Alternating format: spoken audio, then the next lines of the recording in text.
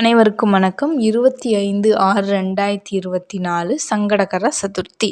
சங்கடகர சதுர்த்தி அன்று யாரை நாம் வழிபட வேண்டும்? விநாயக பெருமானை வழிபட்டால் நாம் அனைவருக்கும் சிறப்பு பலன் அப்படிங்கிறது கிடைக்கும். சங்கடகர சதுர்த்தி விநாயகருக்கு ரொம்பவே உகந்த நாள்.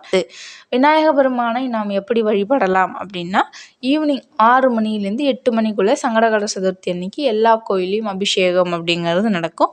அந்த அபிஷேகத்துக்கு போகும்போது நம்ம அபிஷேகத்தில் கலந்துக்கும் போது நம்மளால் முடிஞ்ச பொருட்களை நம்ம அபிஷேகத்துக்கு கொடுக்கலாம். உதாரணத்துக்கு உங்களால் பால் வாங்கி கொடுக்க முடிஞ்சால் நீங்கள் தாராளமாக பால் வாங்கி கொடுக்கலாம்.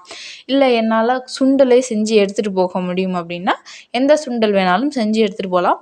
பட் கருப்பு கொண்ட கடலையில் சுண்டல் செஞ்சு எடுத்துகிட்டு போய் நம்ம பிரசாதமாக கொடுக்கும்போது அது இன்னும் கூடுதல் பலன் அப்படிங்கிறத கொடுக்கும். என்னால் அந்த பிரசாதம் செஞ்சு கொடுக்குற அளவு எனக்கு நேரம் இல்லை, நான் ஆஃபீஸ்லேருந்து வரேன் அப்படி டைரெக்டாக என்னால் அதெல்லாம் செய்ய முடியாது அப்படின்னா ஒன்றுமே பிரச்சனை இல்லை. விநாயகரை பார்க்கும்பொழுது உங்களுக்கு